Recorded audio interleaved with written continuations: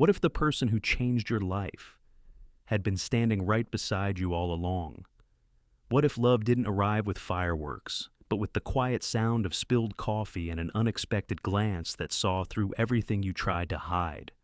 Clara Bennett had spent years mastering the art of being invisible to her boss.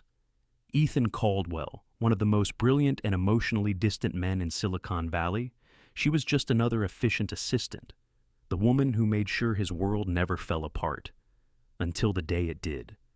One small mistake, a cup of coffee, a single moment that shattered the distance between them and forced two guarded hearts to face what they'd both been running from: loneliness, vulnerability, and the terrifying possibility of being seen.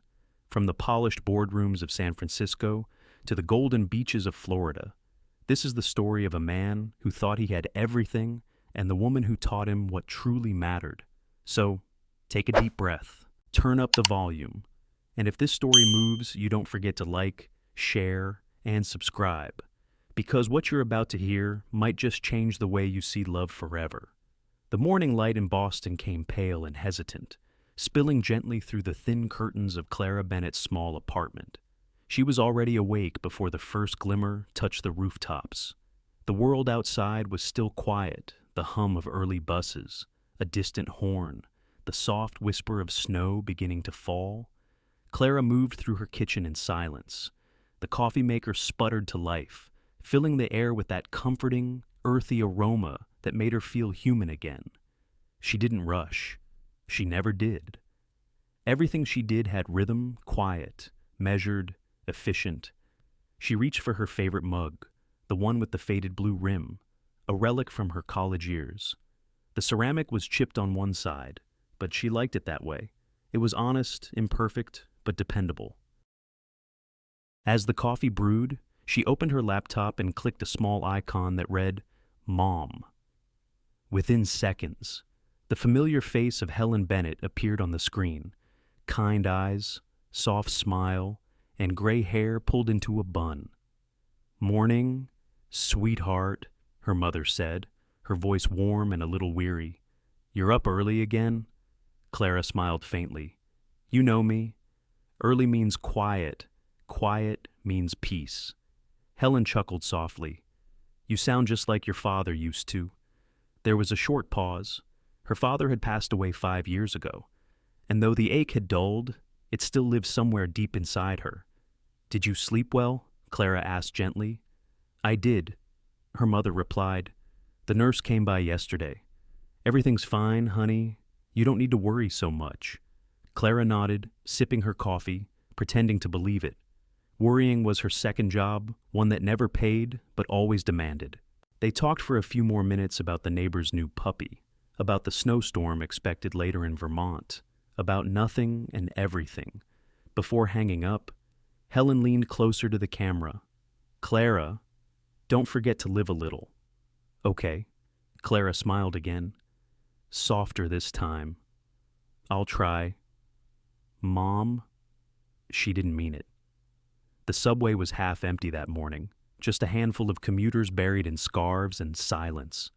Clara sat with her gloved hands folded neatly on her lap, watching the reflection of strangers flicker across the window as the train tunneled beneath the frozen city. Her stop came sooner than she wanted.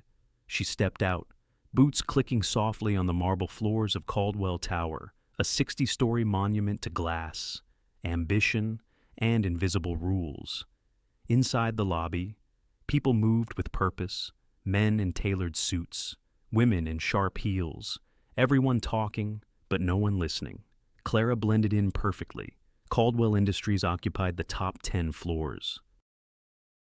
She had been working there for 3 years as an executive assistant to Ethan Caldwell, the company's young and famously detached CEO. Her days were a blur of calendars, calls, schedules, and silence. She knew every preference he had, how he liked his coffee, black, no sugar, which pen he used to sign documents a Mont Blanc with a small scratch on the cap, and exactly how many seconds it took him to lose patience in a meeting. But she also knew the things no one else noticed: the way his left eyebrow twitched when he was hiding frustration, the brief pause he took before saying, "Thank you," the loneliness in his tone when he thought no one was listening. That was Clara's quiet talent, seeing what others didn't, hearing what others ignored. Yet she made sure no one ever looked back at her long enough to notice she existed. Invisible meant safe. Invisible meant control. She stepped out of the elevator onto the 41st floor, greeted by the faint scent of cologne and freshly brewed espresso. Around her, assistants were already chattering about weekend plans, promotions, and who might be leaving for a rival firm. "Morning, Clara," one of them said without looking up from her phone. "Morning," Clara replied softly. Her workspace was small, tucked neatly in the corner near the frosted glass wall that separated her from Ethan's office. The others often joked that she was the ghost of Caldwell Tower. She smiled politely whenever they said it. A ghost couldn't be fired. She hung her worn cardigan on the back of her chair, tied her dark hair into a bun, and slid her glasses higher on her nose. Routine comforted her. It was like armor. By 70 A. She had already printed the morning reports, answered overnight emails, arranged his schedule, and placed a steaming cup of black coffee on Ethan's desk, precisely where he liked it, 2 inches from the right edge, handle facing outward. When he arrived, exactly on time, as always. She stood, offered a polite nod, and stepped aside. "Good morning, Mr. Caldwell," she said. "Morning." He replied without looking up, already scanning his phone. That was fine. That was how things were supposed to be. As he passed by, she caught the faint reflection of herself in the glass wall, a blur of muted colors, soft edges, and small movements. The kind of person people forget a moment after seeing. And yet, there was comfort in that forgetfulness. Being unseen meant being safe. Safe from judgment, safe from disappointment, safe from wanting too much. Clara returned to her desk, eyes lowered, fingers moving with practiced grace across the keyboard. Around her, the office hummed to life, the clicking of keys, the low murmur of voices, the elevator bell chiming in the distance. It was another ordinary day in an ordinary invisible life, but something in the air felt different that morning, a quiet shift, like a breath being held. She didn't know it yet, but before the week was over, her carefully invisible world would shatter in a single, accidental moment, and she would finally learn what it meant to be seen. The skyline of San Francisco shimmered in the mid-morning light. The bay beyond the windows was a perfect mirror, calm but deceptive, just like Ethan Caldwell. From the top floor of Caldwell Industries headquarters, the view stretched for miles, but his eyes were fixed on numbers, not horizons. "Offer them 2.5 and hold," Ethan said into his Bluetooth headset. Voice even, measured, stripped of warmth. "If they push back, remind them what happened to the last firm that hesitated." He didn't raise his tone. He didn't need to. Authority lived in his silences. Behind him, screens glowed with data streams, projections, contracts. The faint hum of the city below barely reached this glass fortress where deals worth millions unfolded like games of chess. Ethan thrived on it, the control, the precision, the isolation of strategy. When the call ended, he exhaled slowly and leaned back in his chair. Outside, gulls swept low across the water, their wings catching the sunlight. He watched them for exactly 3 seconds, then turned away. He didn't do distractions. A soft knock at the door broke the quiet. Rachel Myers stepped in, tablet in hand, her expression composed but cautious. She had worked with Ethan for almost 10 years, long enough to read his moods the way a sailor reads the weather. "The merger looks solid," she began, her voice brisk. "Legal's reviewing the last clause, and marketing has your notes." Ethan nodded without looking up. "Good. What about operations running smoothly?" she said. Then, after a small pause, "You should know. Your executive assistant handled the investor briefing last night while you were on the plane. It went flawlessly." He glanced at her, brow furrowing slightly. "Which assistant? Clara Bennett?" Rachel replied. "She's been with you for 3 years. He blinked once, trying to conjure an image. A woman, young old. He remembered glasses, maybe dark hair, but her face nothing. He nodded faintly, covering the gap in his memory with indifference. "Good work," he said, turning back to his screen. Rachel hesitated at the door. "She's quite talented. Ethan, you might want to pay attention before another department steals her." "I pay her," he said simply. "That's enough." The conversation ended there. It always did. When she left, the room seemed to grow quieter, heavier. Ethan rubbed the bridge of his nose, feeling the beginnings of a headache. He lived by Structure 5, a run, protein shake, strategy meetings, calls, lunch at his desk, more calls, gym, emails, 2 hours of sleep, repeat. People said he was relentless. They meant it as a compliment, but relentless was just another word for afraid to stop. He reached for a folder labeled Legacy Fund, a project meant to honor his late father. The older Caldwell had built the company from scratch, forging an empire out of willpower and intimidation. Ethan had inherited both the company and the distance that came with it. His father had taught him 3 lessons: never apologize, never depend on anyone, and never, under any circumstance, show what you feel. Ethan had followed those rules so faithfully that now he couldn't tell whether he still felt anything at all. The phone buzzed again, another negotiation, another opportunity. He adjusted his cufflinks, glanced at his reflection in the glass. Impeccable suit, polished restraint, not a single flaw visible. "Patch me through," he said. For the next 40 minutes, his voice filled the office, precise, calm, dangerous. Every word chosen for leverage, every silence calculated. When the deal finally closed, his client congratulated him warmly. Ethan smiled, but it never reached his eyes. He ended the call, removed his headset, and stood by the window. Below, the bay gleamed like liquid silver. Sailboats dotted the distance, tiny, fragile, free. He envied them for a moment, then dismissed the thought. Freedom was unpredictable, and unpredictability was weakness. His desk phone buzzed again. Rachel's voice came through the intercom. "Ethan, just confirming your trip to Florida next week for the investor conference. I've assigned Clara Bennett to accompany you for coordination." He frowned slightly. "Why her?" "She's the best," Rachel said simply, "and she already knows your preferences by heart." There was a pause long enough for her to sense his hesitation. "Fine," he said finally. "Book it?" "Already did," she replied, and the line clicked off. Ethan looked at his reflection again, this time catching something almost imperceptible, a flicker of uncertainty. He didn't like it. Assistants came and went. None of them mattered. None of them stayed. Yet, for some reason, the name Clara Bennett lingered in his mind longer than it should have, echoing faintly like the aftertaste of a forgotten dream. He shook it off and turned back to his work. Outside, the fog began to roll over the bay, soft and slow, swallowing the light. Inside, Ethan remained still, unmoved, the master of glass and silence. He didn't see the irony that a man who could read markets like a prophet couldn't remember the face of the woman who kept his world from falling apart.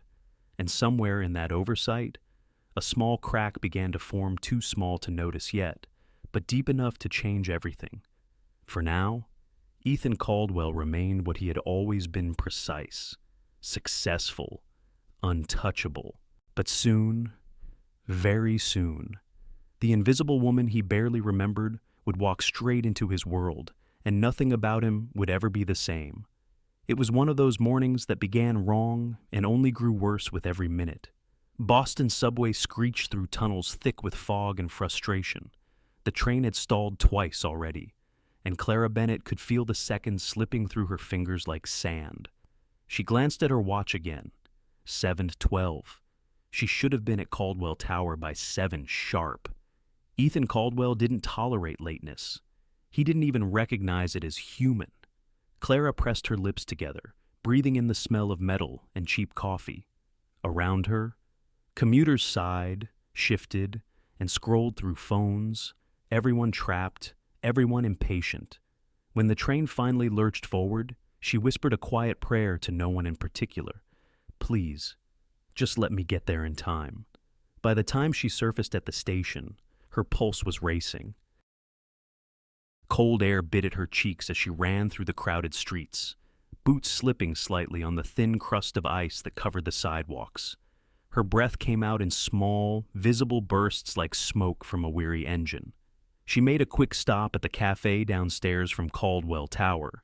Ethan's coffee was non-negotiable black, no sugar, exactly 160 degrees Fahrenheit. He never said thank you, but he always noticed when it wasn't there. The barista, familiar with her routine, handed over the cardboard tray with a sympathetic smile. Running late. Miss Bennett. Clara exhaled, nodding. You have no idea. Good luck up there. Thanks. I'll need it. Her hands were trembling slightly as she balanced the tray of coffee, her laptop bag, and a folder full of reports. She reached the elevator just as the doors began to close and slipped in, muttering a quick apology to no one in particular. The ride up was slow, each floor indicator glowing like a heartbeat. 17, 23, 35, 40. Her reflection in the mirrored wall showed a woman she barely recognized, flushed cheeks, messy hair, eyes wide with anxiety. Invisible, she thought bitterly. You wanted to be invisible, not like this. When the elevator chimed at 41, she stepped out quickly, moving fast toward her office. Her heels clicked sharply on the marble floor, echoing through the early morning quiet. She turned the corner and collided head-on with someone stepping out of the adjacent elevator. The impact was sharp, sudden, and loud. Hot liquid exploded between them. Time slowed. The coffee tray flew from her hands in a blur of brown and white. Lids popped, cups spun.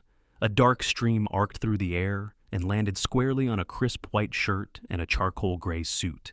Clara froze. Her breath caught halfway between a gasp and a prayer. Ethan Caldwell stood before her, his face unreadable, his phone still in one hand, his chest dripping with coffee. The smell of roasted beans and embarrassment filled the air. Oh no, oh no, no, no, she whispered, panic rising in her throat. She dropped to her knees instinctively, fumbling for napkins. Paper. Anything. I'm so sorry. Mr. Caldwell. He didn't speak. Not yet. He looked down at her, calm in a way that was far more terrifying than anger. When he finally did speak, his voice was low, precise, and cold. Miss Bennett. She froze, mid-motion. He pulled a handkerchief from his pocket and began dabbing at his shirt with deliberate care. Not a word wasted. The hallway had gone silent. Somewhere down the corridor, someone's typing slowed, then stopped entirely. It was an accident, Clara stammered. Her cheeks burned. The train was delayed. I didn't mean. He raised a hand slightly. The gesture was enough to make her stop. Miss Bennett, he repeated. My office. 5 minutes. He turned away, leaving behind the faint trail of coffee droplets and an air so tense it seemed to hum. Clara remained kneeling for a moment, surrounded by spilled cups and the wreckage of her composure. Her mind spun in frantic circles. He's going to fire me. Of course he is. 3 years gone in a heartbeat. Over coffee. Someone a younger assistant from marketing rushed over with tissues. Are you okay? Clara nodded mutely, forcing herself to her feet. Yes, I'm fine. Her hands weren't fine. They were shaking so hard she could barely collect the mess. When she finally made it to the small office she used, she closed the door and pressed her back against it, letting out a slow, trembling breath. Her heart pounded so loudly she could hear it in her ears. She changed quickly into the spare blouse she kept in her drawer, a habit born from experience and anxiety, and glanced at her reflection. Her bun was slightly askew, her cheeks pale, eyes wide with dread. Get it together, she whispered to herself. You've survived worse. You've survived life. You can survive this. But even as she said it, she knew this was different. Ethan Caldwell didn't do second chances. Not for anyone. At 8:01 sharp, she stood outside his glass-walled office, folder clutched to her chest, palms damp. Inside, She could see him through the glass, standing by the window overlooking the skyline, his jacket removed, shirt sleeves rolled, voice low as he spoke on the phone. He looked completely in control, untouched by chaos, and she felt like a storm that had already torn through everything. He ended the call, placed the phone down, and turned. Their eyes met through the glass for the first time. It wasn't anger that unnerved her. It was the calm, that deliberate stillness that said, "I've already decided your fate." She took a shaky breath and knocked. "Come in," he said, voice steady, unreadable. The sound of it made her stomach twist. Her fingers tightened around the folder. She stepped inside, closing the door softly behind her. The silence stretched between them, sharp, heavy, waiting. And for the first time in her life, Clara Bennett wished she really were invisible. Clara stood just inside Ethan Caldwell's office, the faint hum of the city muffled by the glass walls that surrounded them. Her heartbeat was loud enough to fill the silence.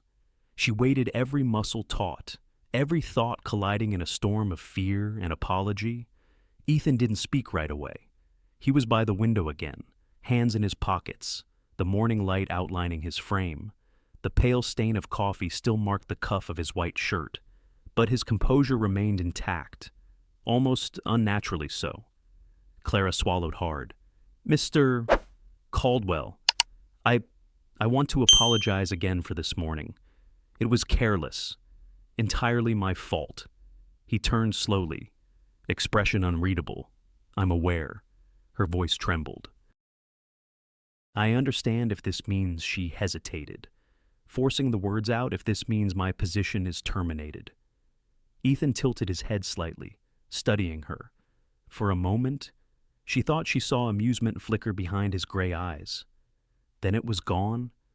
"Miss Bennett," he said evenly, "in 3 years, this is the first mistake you've made." The words startled her. He remembered how long she'd been there. "I'm not in the habit of firing people for being human," he continued, crossing to his desk. "You're efficient, organized, and reliable. That's difficult to replace." Clara blinked. "So, I'm not fired." "No." He picked up a file and opened it. "You're coming to Florida." She froze. Sorry." He looked up briefly. "There's an investor conference in Palm Beach next week. I'll need you to coordinate schedules, materials, and communication. You'll fly with me tomorrow morning at 7. Her mind blanked. The words swirled but refused to land. Palm Beach, fly with me. "But sir, I've never—" He cut her off gently, but firmly. "You're capable. I need someone I can trust." That word trust hung in the air like something fragile and rare. Clara nodded automatically. "Of course, Mr. Caldwell." He closed the file and gestured toward the door, already moving on. "Linda will handle travel arrangements. That's all. Dismissed." Clara left the office in a daze. The elevator doors closed around her like a sigh, and she leaned back against the cool metal wall, trying to process what had just happened. Not fired. Going to Florida. With him? Was it punishment or something else? Her brain scrambled for logic. Maybe he wanted to keep an eye on her after the coffee disaster. Maybe Rachel had insisted. Maybe this was a test. Whatever it was, she couldn't afford to fail. That evening, Clara stood in front of her open closet, biting her lip. The contents were depressingly practical gray suits, plain blouses, cardigans that whispered invisibility. None of it screamed Florida conference. After 15 minutes of indecision, she grabbed her purse and stepped out into the cold. The streetlights flickered against the falling snow as she made her way toward the only boutique still open downtown. Inside, the warmth and color hit her like a wave. Silks, linens, bright fabrics that felt like another planet. The sales associate smiled brightly. "Looking for something special?" Clara hesitated. "Work trip, Florida. I just need to look professional." The woman's eyes flicked over her modest outfit and nodded kindly. "Let's find something that still feels like you, but maybe a little more visible." Visible. The word struck her chest like a soft echo of something she didn't quite understand. By the time she left the store, her credit card balance had suffered, but her bag held two simple dresses, a light blazer, a pair of sandals, and, at the associate's gentle persuasion, a navy blue swimsuit. "You never know," the woman had said. "Florida has a way of surprising people." Back home, Clara folded her new clothes carefully into her small suitcase. Her apartment felt unusually quiet. Even the ticking clock on the wall seemed louder than usual. She poured herself a cup of tea, sat on the edge of her bed, and stared at her phone. Finally, she pressed the call button. "Hi, Mom." Helen Bennett's voice came through, warm and familiar. "Sweetheart, you sound tired," Clara smiled faintly. "It's been a long day. Everything okay at work?" There was a pause. "I spilled coffee on my boss." "Oh dear," Helen said, half laughing. "And you're still employed." "Apparently," Clara sighed. "He's taking me to a conference in Florida." There was a beat of silence. "Taking you," her mother repeated. "Not like that." "Mom," Clara said quickly, cheeks warming. "It's work. Just work." Helen chuckled softly. "You always say that when something might be more than work." Clara rolled her eyes but couldn't suppress a small smile. "It's nothing like that. He barely notices I exist." "Then maybe this is your chance to let him notice," her mother said gently. "Not for romance, honey, just to remind yourself you do exist." Clara's throat tightened. "Mom, I just want you to stop hiding." "Sweetheart," Helen continued, "your father used to say you shine the brightest when you think no one's looking." Clara looked down at her hands, the faint tremor still lingering. "I don't know how to do that anymore." "Then maybe it's time to learn." The words settled in her chest like warmth after a storm. They said goodnight soon after, but Clara stayed awake long past midnight. She checked her suitcase twice, arranged her travel papers, and finally stood by the window, watching the city lights flicker. Tomorrow, she would step into a different world, a world of luxury and power, and people who lived in sunlight, while she'd spent years hiding in shadows. She wasn't ready for it, but she also couldn't help feeling something stir deep inside her, something dangerously close to curiosity. As the snow fell softly outside, Clara whispered to herself, "It's just work, nothing more." But even as the words left her lips, she wasn't sure she believed them, because for the first time in a long while, the invisible woman was about to be seen. The terminal was alive with motion, rolling suitcases, overhead announcements, the sharp scent of coffee, and the restless murmur of travelers trying to find their gates. Clara Bennett stood near gate 24B, her modest suitcase at her feet and her boarding pass clutched tightly in one hand. She smoothed her skirt for the 5th time, then checked her phone again, though she knew the time by heart. 6:42 April. Her flight with Ethan Caldwell departed in 18 minutes. He hadn't arrived yet, of course. People like him didn't rush. The world moved around them. When he finally appeared, the crowd seemed to part naturally, as if space itself acknowledged his presence. He wore dark jeans and a crisp white shirt beneath a charcoal blazer, no tie, no effort. His steps were even, unhurried, confident. Clara's breath caught, and she immediately felt ridiculous for it. "Good morning, Miss Bennett," Ethan said with a polite nod, eyes cool, unreadable. "Good morning, Mr. Caldwell," she replied, trying not to sound out of breath or out of place. He handed his carry-on to a porter and gestured toward the gate. "Shall we?" The flight attendant smiled at him, the way people always did, with power, with admiration they couldn't quite hide. Clara followed a few steps behind, her heart fluttering against her ribs like a small bird. Inside the first-class cabin, she felt instantly out of her element. Soft leather seats, subtle fragrance of citrus and wood, warm lighting, quiet conversation. She'd never flown this way before. Ethan slid effortlessly into his seat by the window. She took the aisle across from him, grateful for the small barrier of space between them. The engines hummed to life, a low vibration that filled the air with possibility. As the plane taxied down the runway, Clara gripped the armrest and glanced sideways.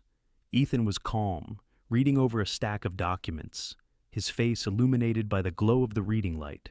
There was no tension in him, only control. She wondered what it would be like to live that way, untouched by fear, by lateness, by accidents. The plane lifted off, climbing through the pale morning clouds. Boston fell away beneath them, tiny streets, gray rooftops, her whole world shrinking until it was nothing but a pattern of light and distance. When the seatbelt sign turned off, Ethan finally looked up from his work. "Coffee?" he asked. She blinked. "Sorry." He gestured to the attendant passing by with a tray. "Would you like some, oh, yes, please." He ordered for both of them black for him, latte for her. His voice was polite, almost kind. When the drinks arrived, Clara wrapped her hands around the warm cup, inhaling the familiar scent. She smiled faintly. "At least this one didn't end up on your suit." Ethan glanced at her. For a moment, his lips twitched almost a smile, almost human. "Let's keep it that way," he said quietly. The small exchange surprised her more than it should have. It wasn't just the words, it was the tone. There was humor in it, gentle, unintended, maybe, but real. She looked out the window, hiding the smile that rose without permission. Below, the world unfolded in clouds and sunlight. Hours passed with the rhythm of flight engines steady. Time slow and strange. Ethan worked almost the entire way. Laptop open, mind elsewhere. But occasionally, he'd glance up to ask a quick question. "Could you check the investor itinerary for Monday?" She nodded, fingers already moving over her tablet. "I've confirmed the meetings. The presentation files are backed up in both drives." "Good." He looked at her again, this time longer, as if noticing something new. "You're remarkably efficient, Miss Bennett." "Comes with being invisible," she murmured before realizing she'd said it aloud. Ethan raised an eyebrow. "Invisible?" Clara hesitated, cheeks warming. "Just habit, I guess. Easier to do your job when no one notices you?" He regarded her for a moment, then turned back to his screen. "Maybe people should start noticing."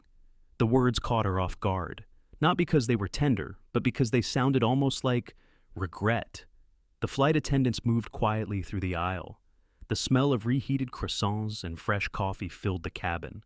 Somewhere near the back, a child laughed, high and bright. Clara leaned her head back, letting her eyes drift closed for a moment. The drone of the engines was oddly soothing, like a heartbeat too large to belong to any one person. Through the small window, the first hints of sunlight glowed gold on the horizon. She turned to look just as the light broke a slow, magnificent bloom of color spilling across the clouds. "Beautiful," she whispered. Ethan followed her gaze. "I suppose it is," he said. But his eyes weren't on the sunrise, they were on her reflection in the glass. Clara didn't notice. She was too busy watching the light. The rest of the flight passed quietly. When the captain announced their descent into Palm Beach, Clara felt her stomach flutter again, part excitement, part unease. As the wheels touched down, the sunlight poured through the cabin, painting everything in warmth and gold. Ethan closed his laptop and turned slightly toward her. "You did well with the preparation. Let's keep the next 5 days organized. Investors expect perfection." "Of course," she said. He nodded once. "And Miss Bennett?" "Yes." His gaze softened for a fraction of a second. "Try not to worry about this morning." Clara tilted her head. This morning, he looked out the window. The coffee, the accident, it's forgotten. She smiled a real one this time, quiet but genuine. "Thank you, Mr. Caldwell." The plane rolled to a stop. The sunlight caught her face, highlighting the soft freckles on her skin, the calm in her eyes. For a fleeting moment, Ethan felt something he couldn't name, a flicker, a question. Then the doors opened, and reality returned humid air, the buzz of phones, the click of shoes on the jet bridge. He stepped forward first, composed as ever. She followed, suitcase in hand, the Florida air wrapping around her like a new beginning. Neither of them knew that, somewhere between the clouds and the sunrise, a subtle shift had already begun, the kind of change you only recognize once it's far too late to undo. The Florida air felt heavier than Clara expected, warm, fragrant, touched with salt and sunlight. As she stepped out of the sleek black sedan, the first thing she noticed was the ocean. She couldn't see it yet, but she could hear it, the rhythmic hush of waves meeting shore somewhere beyond the resort's manicured gardens. The Ocean View Resort was a world far removed from Boston's gray mornings and train platforms. The driveway shimmered with luxury cars. Bellhops in white uniforms moved with quiet precision. Everything gleamed, the marble columns, the glass doors. Even the air seemed polished. Clara tightened her grip on her suitcase and followed Ethan Caldwell through the grand entrance. Inside, the lobby was cathedral-like sunlight spilling through high glass ceilings, reflecting off polished stone floors veined with gold. A fountain murmured in the center, surrounded by orchids so perfect they looked unreal. She tried not to stare, but it was impossible not to. Ethan moved ahead with effortless composure, speaking briefly to the concierge. His presence seemed to command attention. Without effort, a ripple of awareness followed him wherever he went. People straightened their postures, softened their smiles. Clara trailed behind, her simple navy dress and worn flats suddenly feeling out of place among linen suits and diamond watches. When Ethan turned back toward her, she quickly dropped her gaze, pretending to study the reservation papers in her hands. "Your room is on the 3rd floor," he said evenly. "Mine is in the North Tower. We'll meet at 4 to review tomorrow's itinerary." "Of course, Mr. Caldwell," she replied, her voice quiet but steady. He nodded, the conversation already over. A bellhop arrived to take her bag, and she followed him toward the elevators, feeling oddly relieved when the glass doors closed between her and Ethan's steady, unreadable eyes. Her room was modest by comparison, but still far beyond anything she'd ever experienced. The air smelled faintly of sea salt and citrus. The bed looked too perfect to touch. She stepped out onto the small balcony, and the world opened before her palms, swaying gently in the ocean breeze, the rhythmic crash of waves against the sand. Clara rested her hands on the railing, eyes closed, breathing in deeply. For the first time in years, there was no subway rumble, no clicking keyboards, no murmurs of office politics, only wind and water. She should have felt relaxed. Instead, she felt exposed, like someone had peeled away her layers of invisibility. Inside, her phone buzzed with a reminder. Meeting, 4 p.m. She unpacked slowly. 2 dresses, 1 blazer, the navy swimsuit she doubted she'd ever wear, a small pouch with her mother's old silver cross inside. She placed it on the nightstand for comfort. Then she opened her laptop and reviewed Ethan's schedule, letting the rhythm of preparation steady her nerves. It was easier to focus on logistics than on feelings. Still, curiosity tugged at her thoughts. What did his suite look like? Ethan Caldwell, the man who ruled empires of glass and steel. What kind of world did he retreat to when the meetings ended? In the penthouse above, Ethan stood by his own window, staring down at the same ocean from a different angle. His room was twice the size of hers, filled with minimalist luxury. A piano he never played, a bar he never used, and a bed he rarely slept in for more than 4 hours at a time. He had everything, yet nothing felt personal. The sunlight streamed across the floor, illuminating the sharp lines of the furniture. Outside, the ocean glittered like liquid silver, but his thoughts were elsewhere, on a voice that had surprised him mid-flight. "Invisible," she'd said. He had meant to forget it. He couldn't. He had spent his life surrounded by noise, by ambition, flattery, numbers, but her silence, her gentleness, had been something else entirely. It unsettled him more than he cared to admit.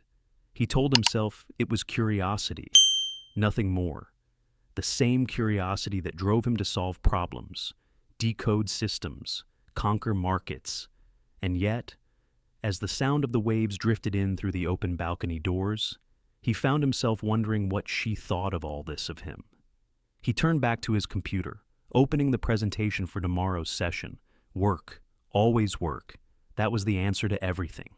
Downstairs. The day unfolded slowly. The resort hummed with quiet luxury laughter by the bar, soft piano music from the lounge, the scent of sun lotion and coconut oil. Clara finished reviewing her notes, straightened her blazer, and knocked gently on Ethan's meeting room door at exactly 4. He was already there. Of course, every page neatly arranged, every number aligned. The discussion was brief, efficient. He spoke, she noted. No wasted words, no warmth. Yet something in the way he looked at her a fraction longer than usual sent her thoughts spinning long after the meeting ended. By dusk, the day's golden light had softened into amber. The ocean beyond her balcony shimmered with fading color, the first evening stars peeking through. Clara sat by the window, laptop closed, heart restless. She could hear faint laughter drifting up from below, guests at the poolside bar, glasses clinking, water rippling. For a long time, she resisted the impulse. Then she stood, almost in defiance of her own habits, and reached for the simple navy swimsuit folded neatly in her drawer. She slipped on a light summer dress over it, tied her hair loosely, and caught her reflection in the mirror. The woman staring back looked different, not invisible, not entirely, just uncertain. That, she decided, was progress. As she stepped into the hallway, the scent of ocean air greeted her again. The elevator hummed softly as it descended. When the doors opened, the world of marble and chandeliers gave way to another world, entirely the open evening, the gentle sound of waves, and the shimmering reflection of pool lights dancing across the water. Clara walked slowly toward the pool area, the breeze brushing her skin, her heart oddly light. For the first time in a very long while, she wasn't thinking about schedules or reports. She was thinking about how it might feel to exist, not as a shadow, not as a function, but as herself. And beneath the amber glow of the Florida sunset, the invisible woman took her first small step into being seen. The Florida dusk painted the resort in amber and rose. The air was warm but forgiving, touched with the faint scent of salt and jasmine. Clara Bennett walked along the curved path toward the pool, the sound of sandals brushing stone and the distant whisper of the tide. Her light dress fluttered gently in the evening breeze, the hem brushing against her knees. The pool area was stunning, a mosaic of shimmering blues and golds, its edges melting seamlessly into the ocean beyond. Palm trees swayed like slow dancers, their silhouettes etched against the sky. Most guests lounged near the bar, laughter floating over the quiet music.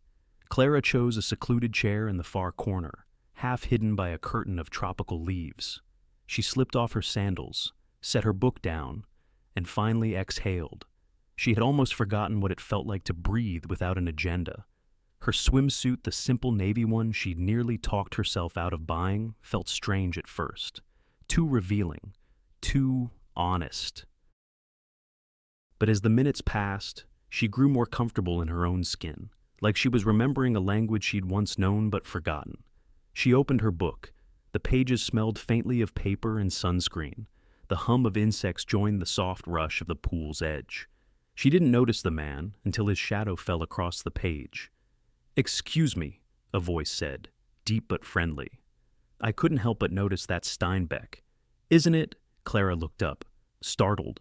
The man standing before her was in his mid-40s, tall and sun-kissed, with the kind of easy confidence that came from both charm and money. His linen shirt was unbuttoned just enough to suggest relaxation, and his smile was effortless. "Yes," she said, holding up the book slightly. "East of Eden." "Good choice," he said, pulling over a nearby chair. "Mind if I sit?" Clara hesitated, politeness battled with instinct, then nodded. "Not at all." "I'm Thomas Avery," he said, extending a hand. "Investor. Probably here for the same conference as you." "Clara Bennett," she replied. "Assistant to Mr. Caldwell." "Ah," Thomas said, eyes brightening. "The Ethan Caldwell. I'm meeting him tomorrow morning. Actually, Clara smiled politely. Then I suppose I should say welcome to the chaos. Thomas laughed, a warm, genuine sound. I'll brace myself. He leaned back, watching the reflection of the pool lights dance across the water. You don't look like chaos, though. You look calm. Clara felt her cheeks warm. Appearances can be deceiving. I hope not, he said lightly. She laughed softly the first time that day she'd laughed without restraint. It surprised her how easily he drew it out of her. Their conversation drifted books, travel, small absurdities about business trips. He teased gently, and she found herself teasing back. There was no agenda, no guarded tone, no calculation. Just two people speaking beneath the fading sun. For a moment, she forgot who she was supposed to be. Across the terrace, behind the glass walls of the resort's lounge, Ethan Caldwell stood motionless. He had come downstairs for a brief drink, a rare pause before another long night of reviewing presentations. He hadn't been looking for her, not consciously, but the moment he saw her, everything else disappeared. She sat there by the pool, the golden light catching in her hair, the navy of her swimsuit blending with the dusk blue water. She was laughing, actually laughing, and something in the sound went through him like electricity. Then he saw the man, tall, handsome, confident. Ethan's grip on his glass tightened. The stem cracked just enough for him to set it down before it shattered. He told himself it was nothing, that Clara was free to talk to whomever she wished. But the reasoning didn't hold. A heat rose in him that was not logical, not professional, not him. He watched as the man leaned slightly closer to her, saying something that made her smile again, not the careful smile she gave at work, but something real, alive. He couldn't look away. The emotion building in his chest had no name he was willing to say out loud. Jealousy. He despised the word. It was messy, human, beneath him. Yet it pulsed in his veins with the same precision as any boardroom decision. He straightened his posture, jaw tight. Rachel's voice echoed faintly in his mind. She's quite talented.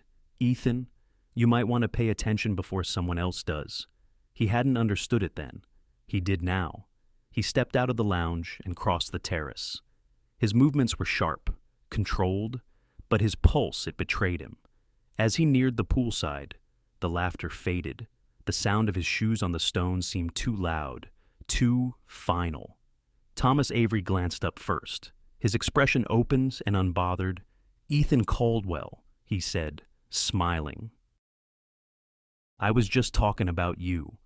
Ethan's gaze shifted briefly to him, then to Clara. His tone was polite, but there was steel underneath. Miss Bennett, I need a word. The shift in his voice was instant, the tone that froze entire boardrooms. Clara's stomach dropped. Of course, she said quickly, standing and wrapping the light dress around herself. Mr. Caldwell, now, he said softly. The warmth drained from her body. She glanced once at Thomas, who looked slightly taken aback. Guess I'll see you at breakfast. Then he said, still trying to keep things light. Clara nodded, forcing a small smile. Yes. Good night, Mr. Avery. When she turned back, Ethan was already walking toward the terrace that overlooked the ocean. She followed in silence, the echo of her footsteps faint against the sound of waves. The air between them was charged, brittle, dangerous. Ethan stopped at the edge, his back to her, shoulders rigid. The sea wind tugged at his shirt. Clara hesitated, unsure whether to speak. Her pulse thundered in her ears. Mr. Caldwell, she began softly. If I've done something... He turned suddenly, eyes sharp as the tide under moonlight. What were you doing? The question hung heavy, almost absurd in its intensity. I was at the pool, she said, her voice small but steady. Reading. Mr. Avery approached me. I was being polite. Polite. His jaw tightened. You should not be fraternizing with investors. Her heart stung, not from his words, but from their coldness. I wasn't fraternizing, she said quietly. I was talking, that's all." Ethan said nothing, only looked at her, really looked, and for the first time in years, saw something he couldn't categorize. Her hair was loose, touched by humidity. Her eyes caught the fading light. There was color in her cheeks from the sun. The invisible woman was suddenly, unmistakably visible, and that visibility burned, for both of them. The terrace overlooked the ocean, its marble railing gleaming faintly beneath the moonlight. The night was heavy with salt and sound waves rolling endlessly toward the shore, palm leaves whispering secrets to the wind. Ethan stopped near the edge, his posture taut, his silence colder than anger. Behind him, Clara hesitated by the doorway, the fabric of her light dress brushing softly against her legs. The world around them seemed suspended a space between accusation and understanding. "Mr. Caldwell," she began cautiously, "if this is about what happened at the pool, it is about what happened at the pool," he said sharply, turning to face her. His voice wasn't loud, but it cut through the air like glass. "You were speaking with Thomas Avery, laughing, flirting." Clara's brows drew together. "Flirting." "An investor," he continued, ignoring the disbelief in her tone. "You were sitting there in plain view, acting as if what she interrupted, her voice trembling, but not from fear, as if I'm a human being allowed to have a conversation." Ethan's jaw tightened. "You represent this company. You represent me. I wasn't aware that representing you meant surrendering my right to exist," she said quietly. The words landed heavier than she expected. He flinched barely, but enough for her to see it. The wind lifted her hair as silence stretched between them. Somewhere below, the sound of distant laughter drifted from the pool, followed by the faint clinking of glasses. The world went on, unaware of the storm building on this terrace. "I was being polite," Clara said finally, her voice low.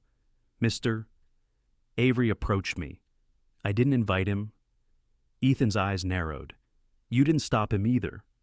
She folded her arms, anger finally catching up with humiliation. "I didn't realize speaking to someone was a crime." He exhaled sharply, running a hand through his hair, a gesture of frustration she had never seen before. The perfect composure, the unflappable calm it cracked. "You don't understand," he said, his voice rougher now. "These people, men like him, they don't see boundaries." "And men like you do?" she asked softly.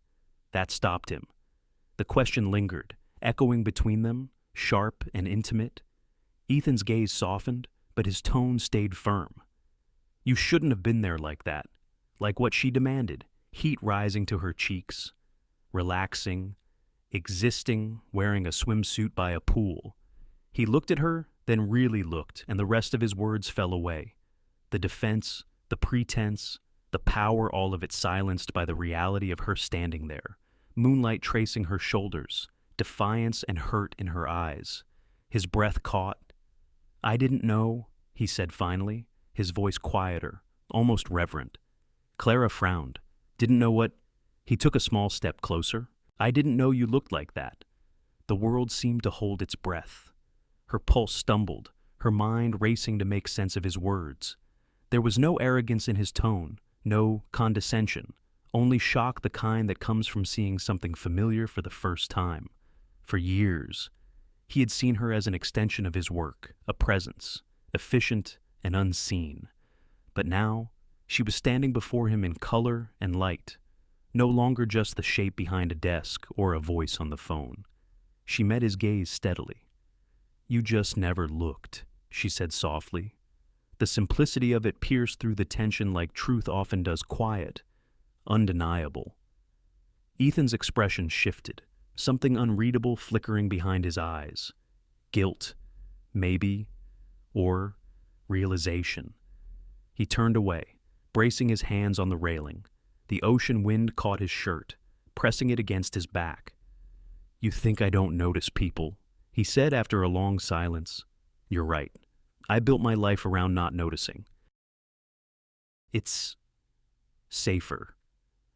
Clara stepped forward slowly, her voice gentle but unyielding. "Safer for who?" He didn't answer. The waves crashed below, steady and indifferent. She could smell the faint tang of salt in the air, feel the coolness of the marble beneath her bare feet. "You've spent so long building walls," she continued quietly. "You don't even realize when someone's knocking." Ethan looked over his shoulder, meeting her eyes again. "And you hide behind silence as if the world won't touch you if you stay small enough." The words hit her like a reflection she wasn't ready to see.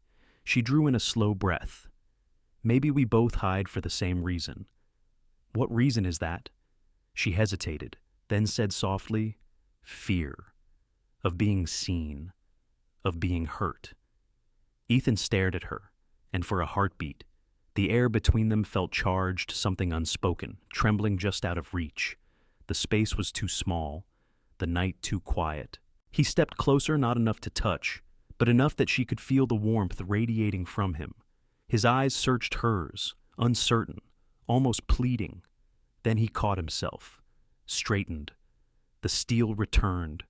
"We have work tomorrow," he said, the words sounding more like a shield than a statement. Clara nodded once, her throat tight.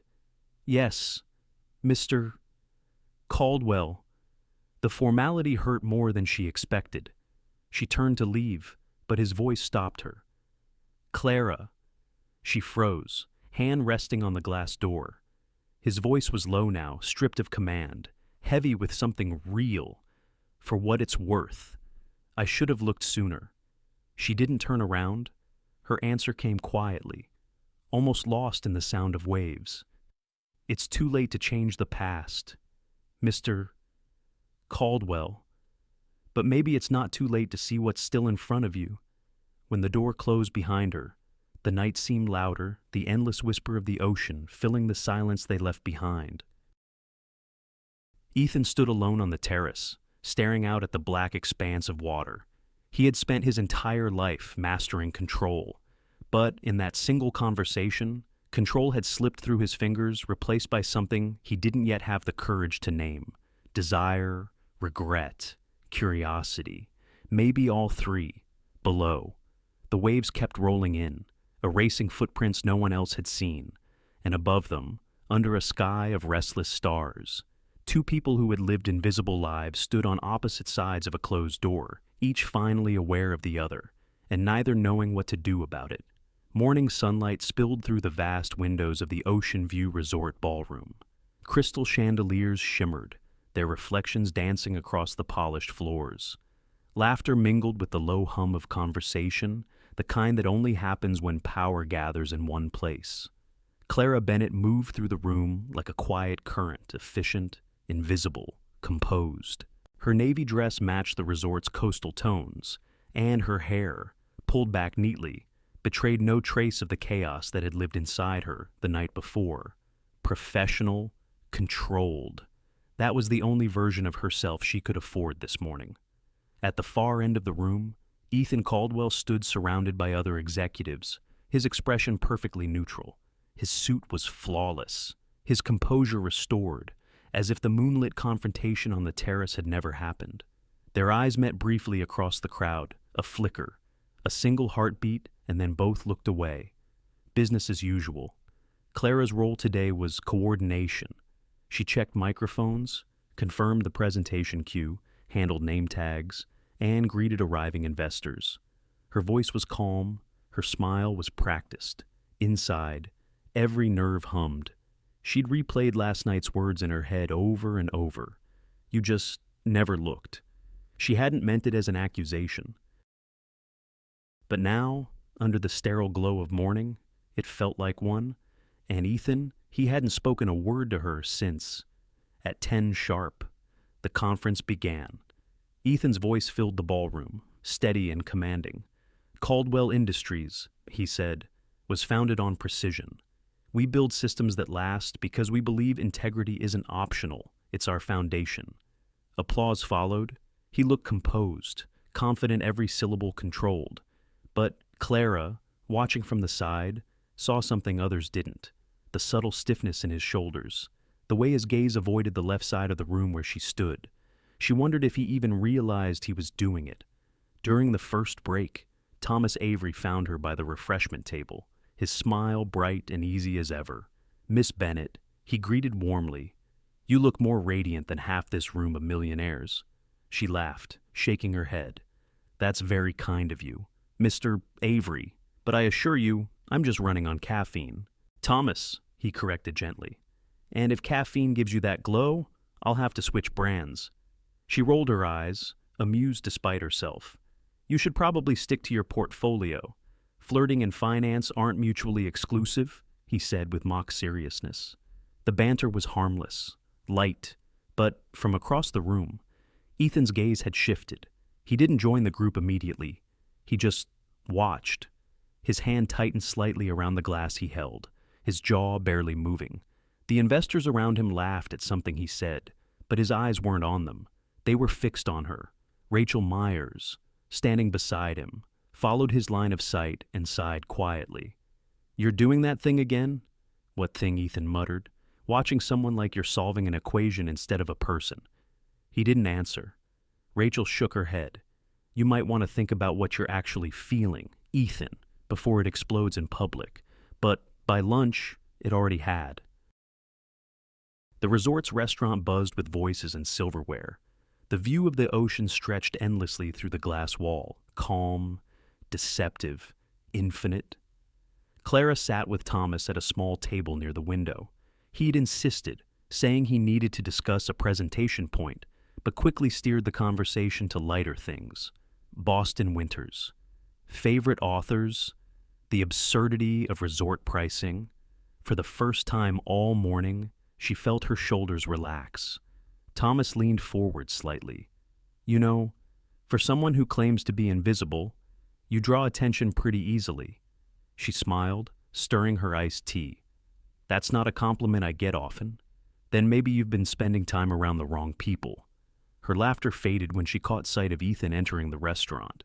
His presence changed the temperature of the room, or maybe it was just hers. He spoke briefly to the hostess, eyes scanning the tables, landing inevitably on hers. "Speak of the devil," Thomas murmured with good humor. Ethan approached, his posture precise, his expression unreadable. "Mr. Avery," he said, his tone smooth but sharp. "I believe we have a meeting scheduled this afternoon." Thomas checked his watch. "That's in 2 hours." Ethan's gaze didn't waver. "Let's move it up to 1. Thomas smiled lightly. "Of course." "Miss Bennett, will you be joining us?" "She'll meet you there," Ethan said before Clara could answer. Thomas's brows lifted, but he rose gracefully. "As you wish." He nodded to Clara. "See you soon." When he was gone, the silence between them filled the space like static. Clara set her fork down carefully. Was that really necessary? Ethan's tone was low but clipped. "It's unprofessional to socialize with investors outside of designated meetings." Her temper flared, quiet but fierce. "We were having lunch, not signing contracts. You were laughing." She stared at him. "I didn't realize laughter violated company policy." His eyes hardened. "You're here to work, Miss Bennett, not what." She cut in, her voice rising just enough to draw a few curious glances from nearby tables. "Not be human." He drew a breath, about to reply, but she leaned forward, voice trembling with both anger and pain. "You accuse me of impropriety for talking to someone, but you're the one crossing lines. You don't get to police who I speak to just because you finally noticed me." The words hit him like a slap. Ethan's mouth opened, then closed. He couldn't find the right defense, not without exposing the truth underneath that it wasn't professionalism driving him, it was jealousy. Clara stood, her chair scraping softly against the tile. "You don't own me, Mr. Caldwell, and you don't get to use work as an excuse to control what you don't understand." Heads turned as she walked out, her heels clicking sharply, every step trembling with adrenaline and heartbreak. Ethan stayed seated, the din of conversation slowly returning around him. He stared at the untouched plate before him, his pulse pounding in his ears. Rachel's voice echoed faintly from earlier. "You're doing that thing again?" He had no name for what he felt. Anger, no. It wasn't clean enough to be anger. Jealousy? Yes, but that wasn't the whole of it. Beneath the jealousy was something heavier, quieter, guilt. He had built his entire life on rules, boundaries, control, but in the space of 2 days, a woman who had once been invisible had forced him to see every flaw in those walls, every blind spot he'd built to avoid being vulnerable. He leaned back, closing his eyes briefly. The ocean roared beyond the glass, indifferent. "What are you doing?" "Ethan?" He didn't have the answer. All he knew was this. The woman he had spent years not seeing had just walked away from him, and for the first time in his life, he wasn't sure how to bring her back. The evening unfolded slowly, like a wound reopening under soft light. Palm Beach shimmered in the distance, the last blush of sunset fading behind the skyline. Ethan Caldwell stood outside the restaurant's entrance, waiting. The sign above the door read, La Mer Azul, elegant but understated, all warm wood and amber glow. It wasn't the kind of place where deals were made. It was where people spoke quietly, where time slowed. He had chosen it deliberately. Clara arrived a few minutes past 7, her hair down, simple dress catching the breeze.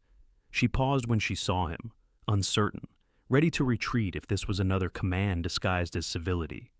"Miss Bennett," he greeted softly. "Thank you for coming. You didn't really give me a choice," she said, her voice light but careful. A faint smile touched his lips. "You're right, I didn't. But I would have waited all night if I had to." That startled her more than any apology could. Inside, the restaurant glowed with golden lamplight and quiet jazz. The tables were spaced wide apart, the air filled with the scent of rosemary and sea salt.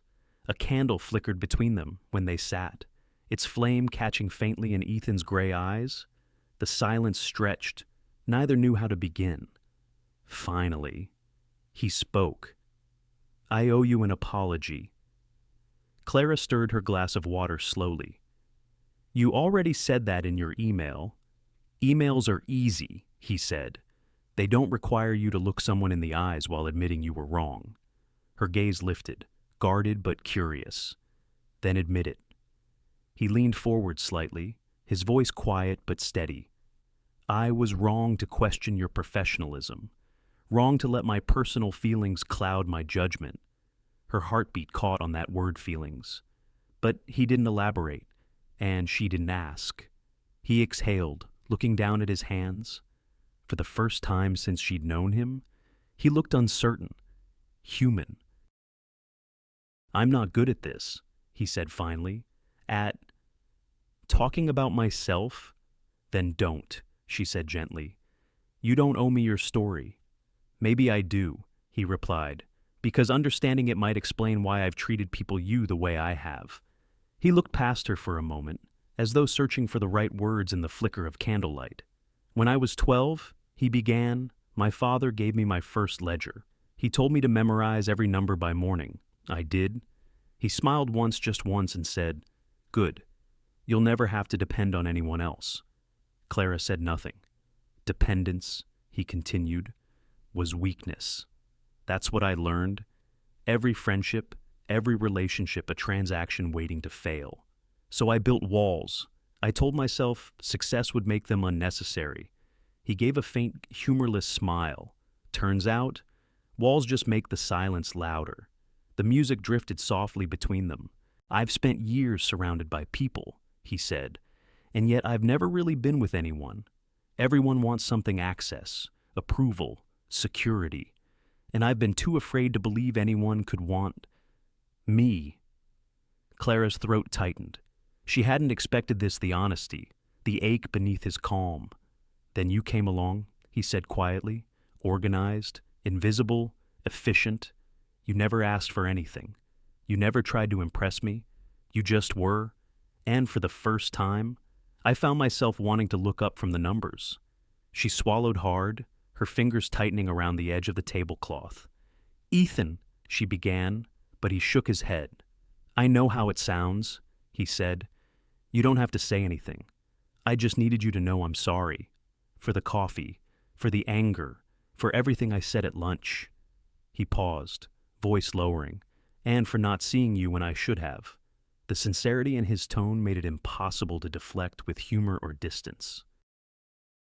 Clara took a breath, letting the weight of his words settle. "You don't have to apologize for not noticing me," she said softly. "That was kind of the point. I wanted to stay unnoticed." His brow furrowed. "Why?" "Because being invisible is safe," she said. "If people don't see you, they can't hurt you. They can't expect anything, or take it away when you fail to deliver."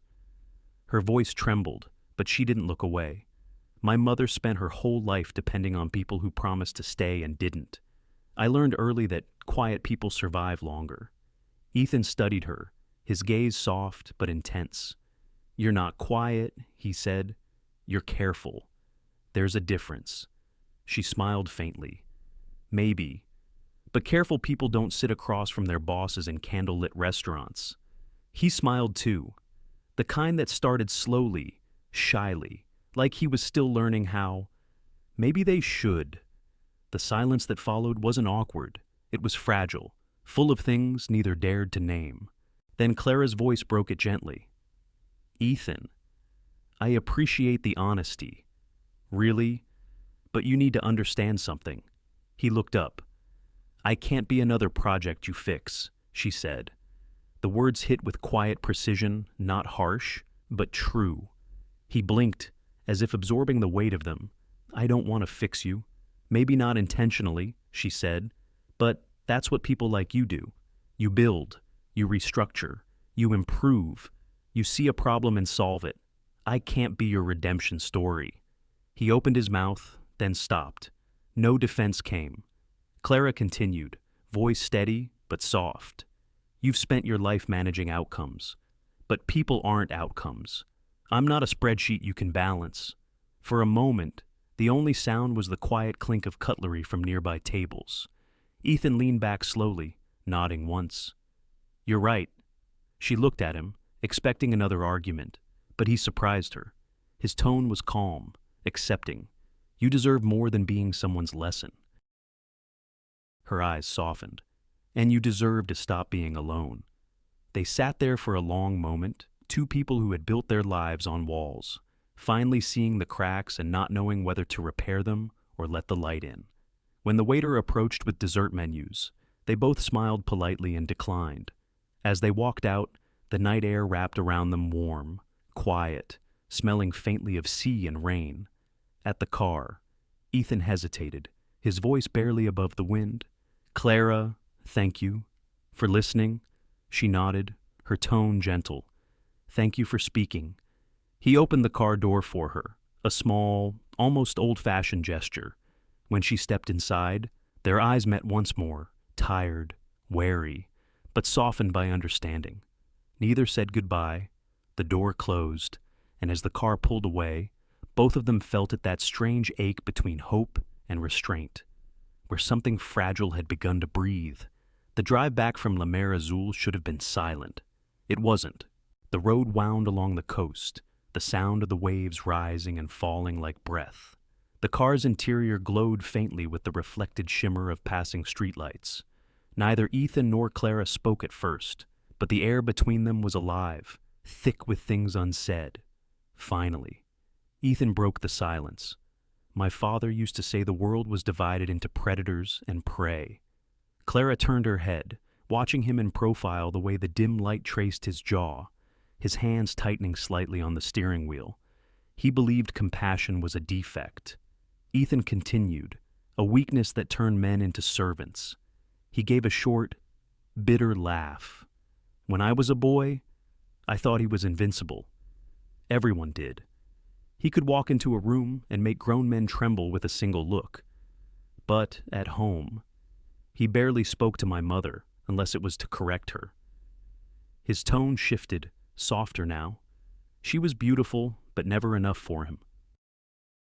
She measured her worth by how well she could reflect his power. So she smiled when she was supposed to, dressed how he liked, hosted dinners where the air was thick with polite cruelty. He paused, eyes on the dark road ahead. "I used to hide under the table, counting the seconds until the arguments began." Clara listened without interrupting. "When I was 17, he said quietly, He told me emotion had no place in business or in life. Feelings don't build empires, he said. They ruin them. He took a breath, the kind that trembles at the edge of confession. I think I've spent the last 20 years trying to prove him right. The hum of the engine filled the silence. Outside, the ocean stretched endless and black, vast, merciless, honest. Clara's voice came gently. And has it worked? He turned his head slightly, just enough to meet her gaze for a moment. No, he said simply. They drove the next few miles in quiet understanding. When they reached the resort, Ethan didn't head straight for the valet. Instead, he pulled into a small overlook above the beach, a place where the land met the sea in restless collision. The night breeze carried salt and sound. Waves struck the rocks below, breaking into white foam that gleamed like shattered glass. Clara stepped out, the wind catching her hair. Ethan joined her, hands in his pockets. For a while, they just stood there, two silhouettes framed by moonlight and uncertainty. Your father sounds, she began, then stopped. Intimidating. He was, Ethan said, and I hated him for it. But sometimes, when I hear my own voice, when I see how people look at me, I realize I've become what he wanted. She studied him quietly. Maybe that's not who you are. Maybe it's just who you learned to be.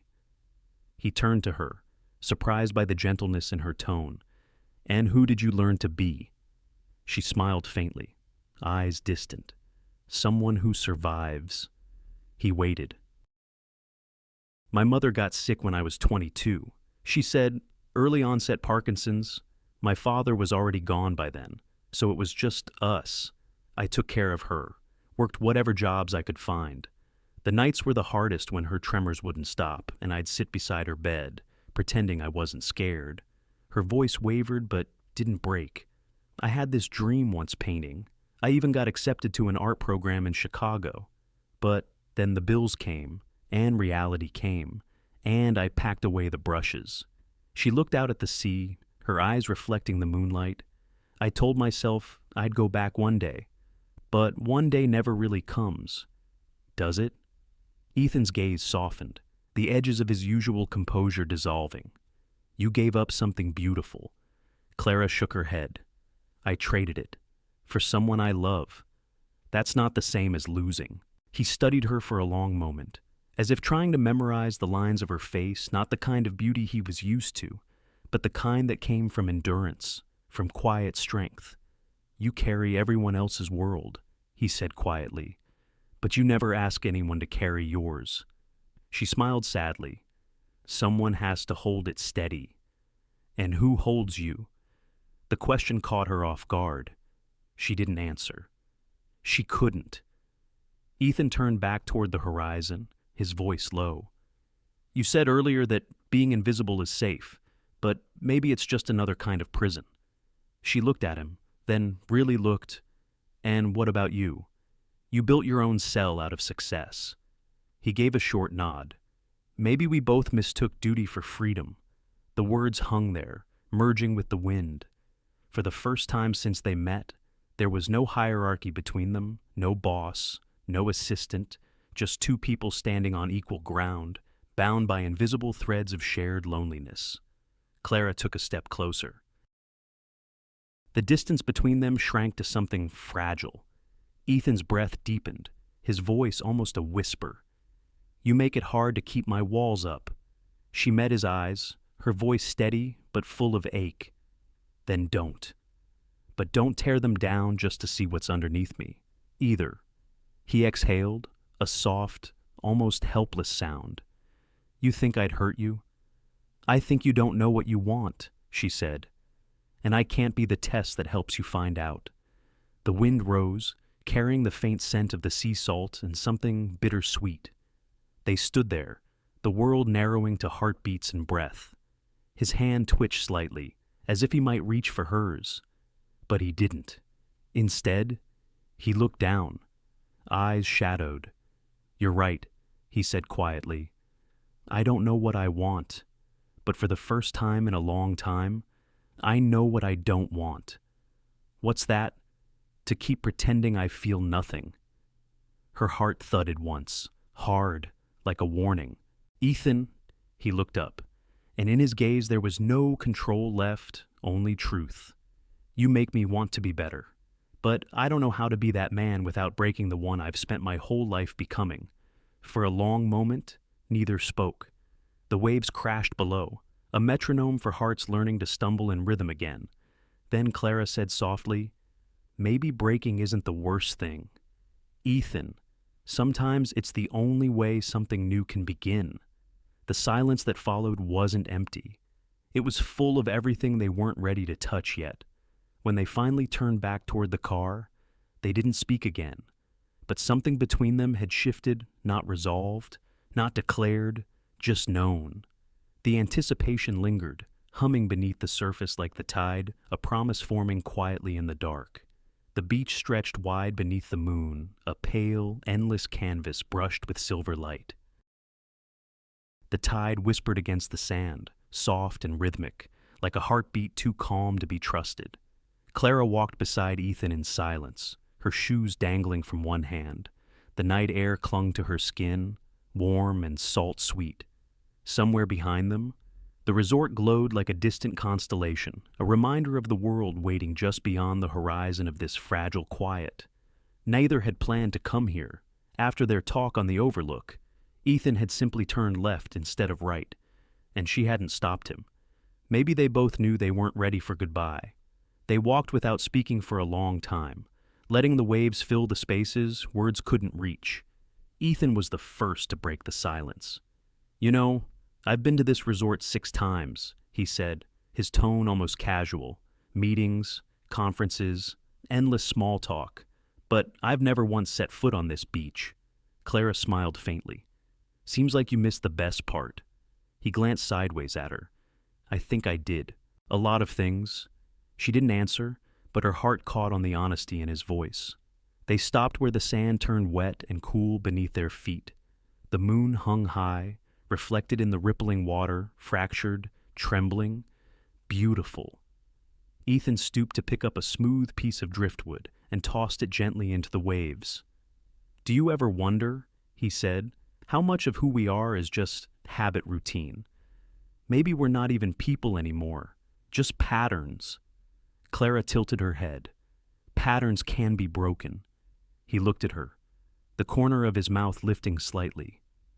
"You make it sound simple." "It isn't," she said, "but it's possible." Another pause, another long stretch of quiet that wasn't uncomfortable, just charged with too much feeling to risk movement. Then, softer, almost as if speaking to himself, Ethan murmured, "You change everything I thought I knew about myself." Her breath hitched. "Don't say that." "Why not?" "Because you'll regret it when the conference ends, when real life comes back." He took a step closer, his expression unreadable, but his voice low, deliberate. "Clara, do you honestly think this is temporary for me?" She looked down at the sand, tracing a line with her toe. "People like you live in motion. I'm just—" A pause. Ethan's hand twitched, then fell still at his side. "You think you're temporary? But you're the only real thing that's happened to me in years." The wind lifted her hair, brushing it gently across her face. She tucked a strand behind her ear, trying to steady the tremor in her hands. "Ethan," she said, barely above a whisper, "don't make promises you don't understand." "I understand this," he said quietly. "I don't want you to feel invisible ever again." The words hung between them, raw and unpolished. Clara looked up at him, really looked. His face, usually so composed, was open now, unshielded. For the first time, she saw not the billionaire, not the man who filled rooms with control, but someone standing on the edge of something terrifying and true. She wanted to believe him. God, she wanted to. But belief had a price, and she'd spent too many years paying it. Her voice came soft but unsteady. "What happens when you stop seeing me?" He frowned. "Why would I?" "Because people get used to what's in front of them," she said. "Even light fades if you look at it long enough." Ethan stepped close enough that she could feel the warmth of him, smell the faint trace of his cologne mixed with salt air. "Then I'll keep looking," he said. She shook her head slightly, a helpless sound escaping her throat. "You don't know how to stay still long enough to look. Maybe I could learn."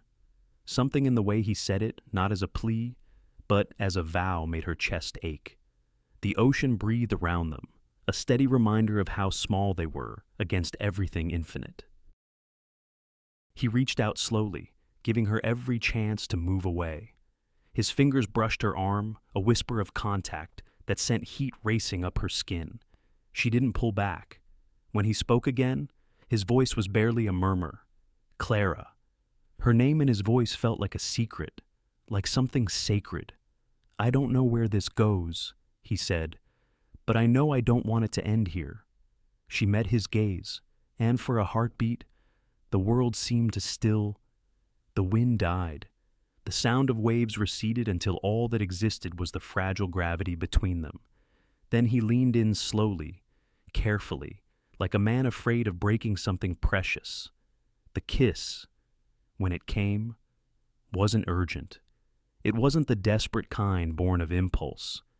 It was soft, patient, the kind that carried years of silence inside it. Her hand trembled against his chest. His other hand came up to her cheek, thumb brushing lightly against her skin. For a moment, time stopped. Then she pulled back, breathless, eyes wide. "Ethan," she whispered, "this changes everything." He searched her face. "Maybe it's supposed to." She stepped back, her pulse wild. "You can't build a new life out of a moment." He looked at her for a long time, then nodded once, quietly. "Maybe not. But sometimes a moment is enough to remind you that life's still waiting." She turned toward the ocean, blinking back tears she couldn't quite name: fear, hope, disbelief, all tangled together. Behind her, Ethan stayed still, the moonlight catching on his features, softening them. "You'll never feel invisible again," he said softly, almost like a prayer. She didn't answer right away. The waves came and went, erasing their footprints, reshaping the sand. "Finally," she said, "don't promise me visibility. Ethan, promise me you'll see me even when it's inconvenient." He exhaled slowly. "I can promise that." And maybe he believed it. Maybe she did too, for that single breath of night. They stood there together, the wind tangling their silence, the stars reflected in the restless water. The kiss still lingered between them, not as an ending, but as a beginning too fragile to name. The world hadn't changed, but they had. Two souls who had spent years hiding behind walls of duty and fear had stepped, however briefly, into the open air. And as the tide pulled back toward the horizon, Clara whispered to herself words he couldn't hear, words even she wasn't sure she believed. "Please, let it be real." San Francisco greeted them not with warmth, but with gray skies and wind. The glass towers of Caldwell Industries shimmered against the clouds, sharp and impersonal, the way power always looked from the outside. Clara Bennett stepped into the marble lobby, her heels clicking softly against the polished floor. The familiar scent of espresso and paper filled the air, the sound of distant phones echoing like routine trying to swallow memory. It had been 3 days since the flight from Florida, 3 days since the moonlit kiss, since Ethan's quiet promise. Now, back among the walls of glass and steel, that night felt like something she'd dreamed, a fragile, impossible dream dissolving in daylight. People noticed her. For the first time in years, people actually looked. Whispers followed her down the hallway, subtle but sharp. The glance that lingers half a second too long, the half smile between colleagues, the lowered voices near the coffee station. She didn't need to hear the words to know them. Conference, Caldwell, assistant, Florida. It was strange she had spent years wishing someone would see her, and now that they did, she wanted nothing more than to disappear again. But she walked with her head high, her movements measured, her composure unbroken. The world could talk. She would remain steady. When she passed the glass-walled boardroom, She saw Ethan inside, surrounded by executives. Hands clasped behind his back, expression unreadable. For a moment, his gaze lifted, found hers through the glass. It was only a second, but it was enough to feel the shift. Distance, deliberate. He looked away first. Clara kept walking. Her days resumed their rhythm: emails, reports, project schedules. But the work no longer felt the same. Every keystroke seemed to echo with things left unsaid. Every meeting reminded her of lines they couldn't cross. Ethan barely spoke to her now. When he did, it was in short, formal exchanges, nothing that could be misconstrued, nothing that would betray the truth hovering between them. It was self-preservation. She knew that. But knowing didn't make it hurt less.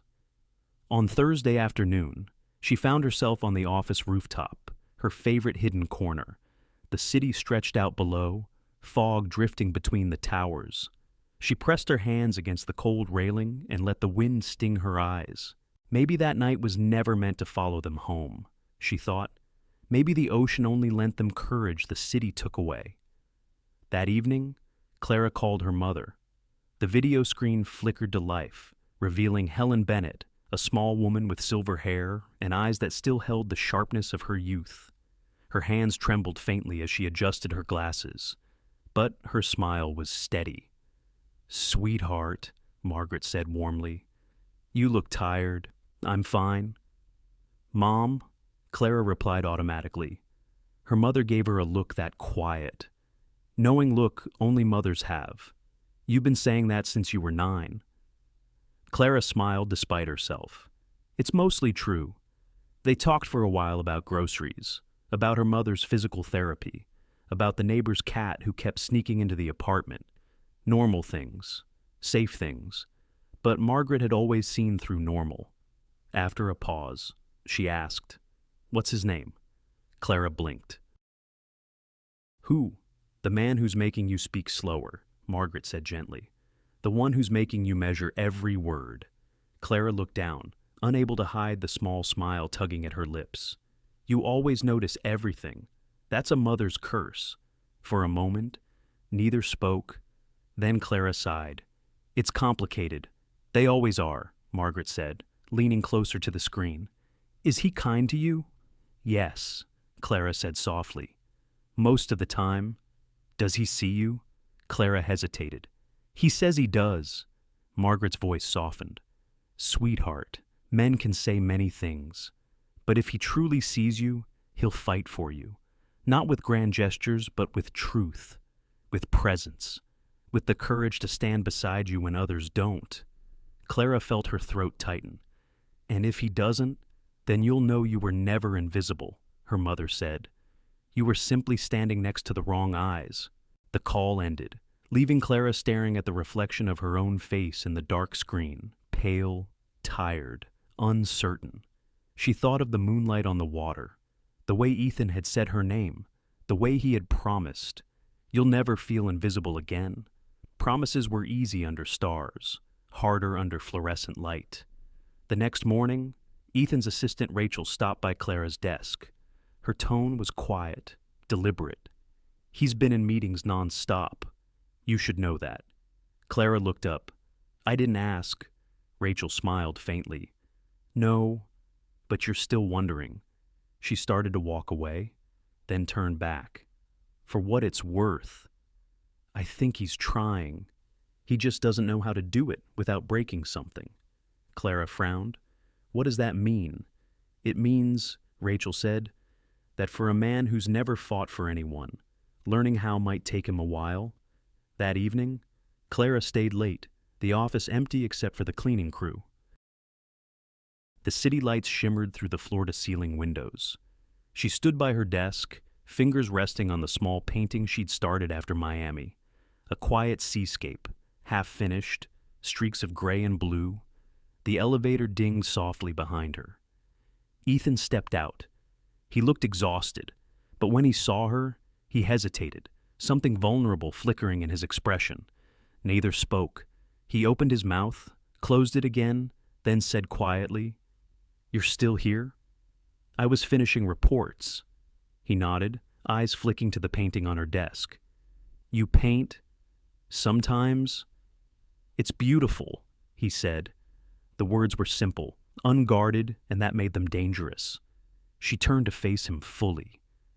Ethan, you don't have to say things just because I'm not, he said, voice low. I meant it. The air tightened between them, fragile and tense. Clara took a breath, steadying herself. People are talking, I know. They'll say things about you, about me. I know that too. She searched his face. Then, what are you going to do about it? He didn't answer right away. He just looked at her the way he had on that terrace. The night everything changed. Finally, he said, I don't know yet, but I'm starting to understand what I stand to lose if I don't. The words lingered soft, uncertain, but real.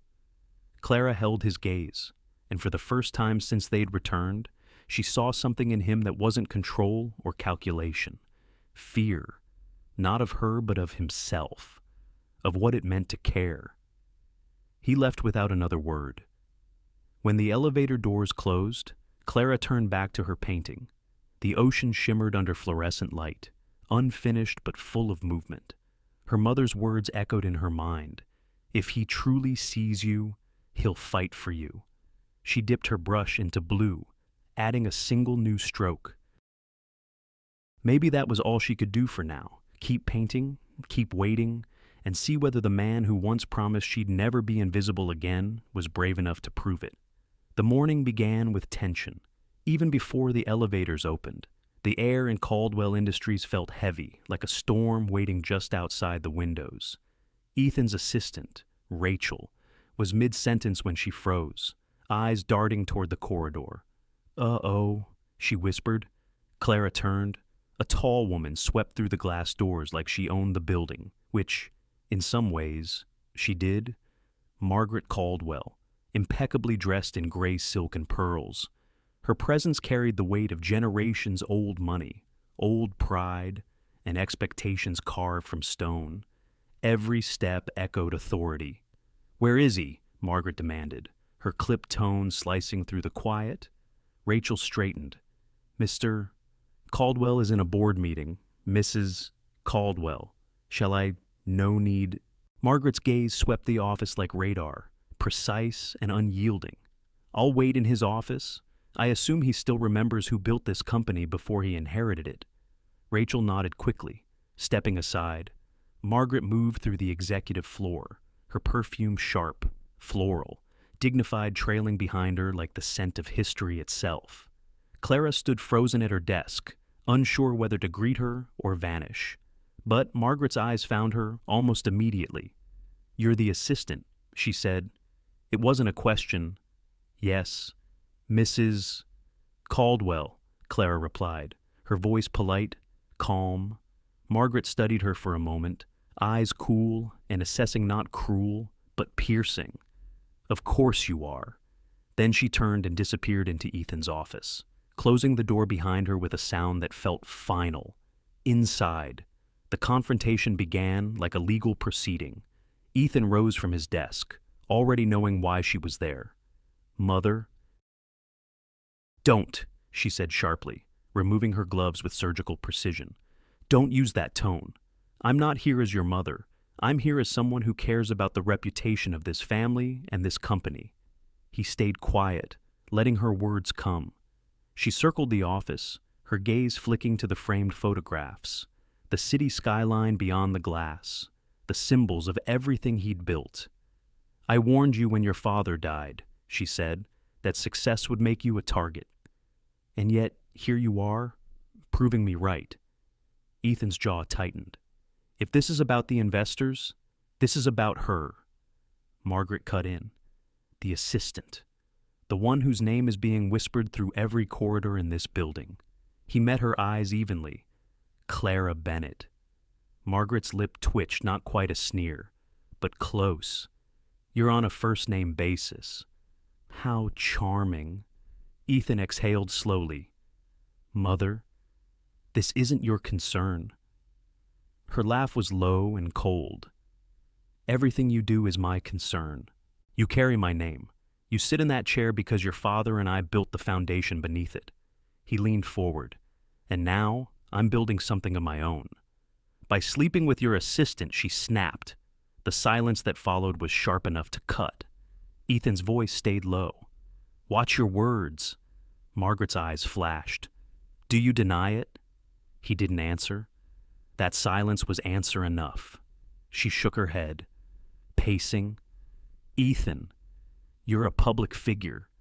Every decision you make is magnified. Every weakness is exploited. You think the board won't question your judgment. You think investors will trust a man whose assistant suddenly occupies more of his attention than his balance sheets. Ethan straightened, his tone hardening. Clara is not a weakness. Assistants, she said icily, don't belong in our family. The words hung in the air like smoke, and then a knock. Margaret turned, irritated.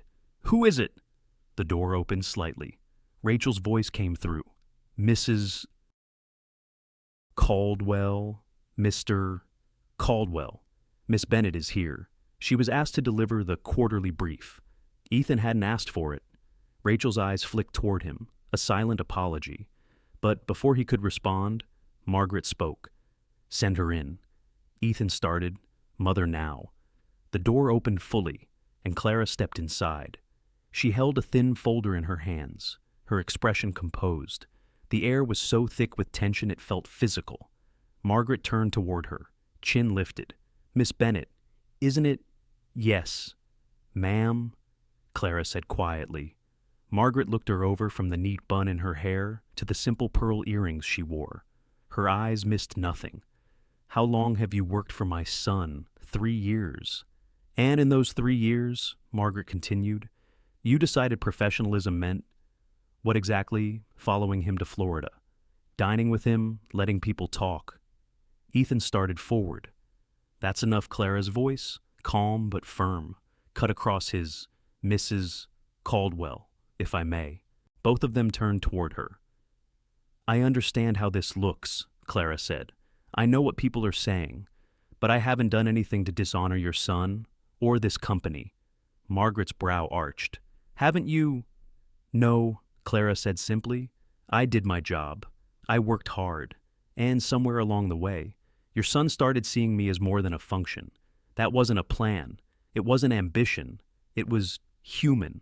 Margaret's eyes narrowed. Human tends to be messy. Yes, Clara agreed softly, but sometimes messy is honest. For a moment, the older woman's mask cracked just slightly. You speak well, Margaret said, her tone measured. Most people would crumble under that kind of scrutiny. Clara smiled faintly. I've lived long enough to know that fear doesn't change the truth. Ethan looked at her, pride flickering quietly in his eyes. Margaret noticed. You defend her so easily, she said. You barely defend yourself, because she doesn't need me to, Ethan replied. The silence that followed was heavy not with anger, but with something shifting. Margaret's gaze lingered on Clara a long while. Then, slowly, she picked up her gloves again. Miss Bennett, she said, you may go. Clara nodded politely. Of course. As she turned to leave, Margaret added almost reluctantly, for what it's worth, you have composure. That's rare. Clara met her eyes, respectfully. Mrs. Caldwell, composure isn't rare. It's just quieter than power, so people overlook it. For the first time, Margaret's lips curved into something like a smile, thin, fleeting, but genuine. When Clara was gone, Ethan exhaled, tension finally breaking. You see, he said, she's not what you think. Margaret adjusted her pearl bracelet. No, she's not. She moved toward the door, then paused, her voice quieter now. She reminds me of someone I used to be, before I learned that love and power rarely share a table. Ethan's expression softened. Maybe they should. Margaret didn't turn around. Maybe, but it'll cost you. Then she left, heels clicking softly against the marble, leaving behind the faint scent of lilies and a silence heavy with change. The week after Margaret Caldwell's visit marked the beginning of change. Not loud, not sudden, but deliberate. The kind of change that doesn't announce itself with speeches, but with signatures on paper and choices made in silence. Ethan Caldwell began restructuring the company. Meetings filled his days, long and tense. Lawyers drafted statements. The board murmured behind closed doors. He barely left his office, except for brief moments when he'd pause by the window, staring out at the fog-draped skyline of San Francisco, the city that reflected everything he'd built, and everything he now risked losing. Clara Bennett kept her distance.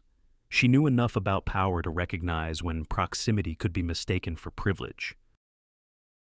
Still, every decision he made seemed to ripple toward her life. On the following Monday, an email arrived from Human Resources Effective. Immediately, Clara Bennett appointed Director of Community Engagement, reporting to the Chief Operations Officer. Independent division, role created by executive order. For a moment, she just stared at the screen. Her breath caught somewhere between disbelief and fear. Independent division, a promotion, a clean separation. He was removing her from his chain of command not as punishment, but as protection. The gossip came quickly, by noon. Whispers moved like wildfire through every corridor. She got promoted after the conference. Must be nice to fall upward. You think he'll marry her, or just move on to the next. Clara heard them. Every word.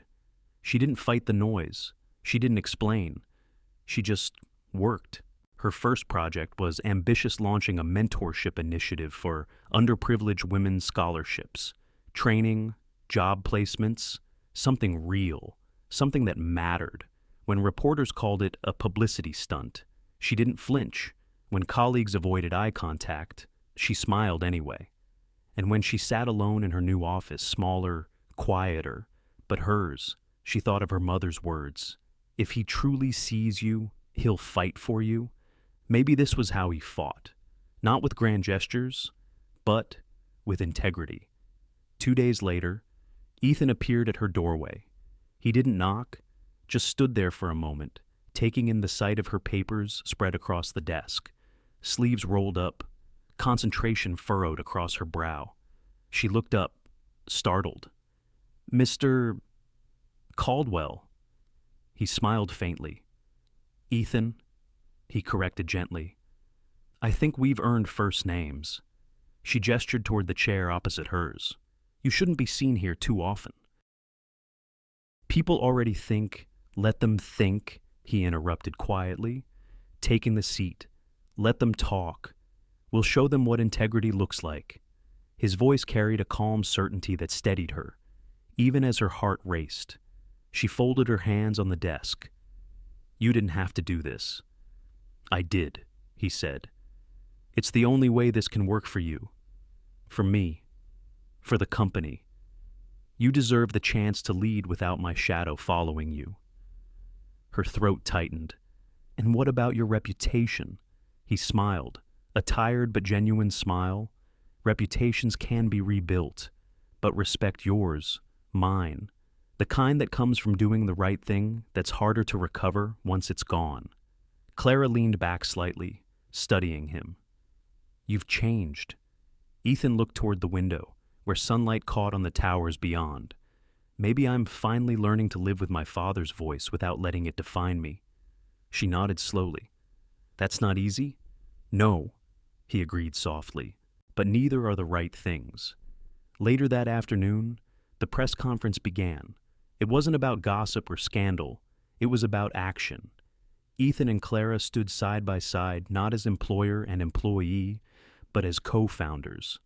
The banner behind them read, "The Caldwell Bennett Foundation for Women's Advancement."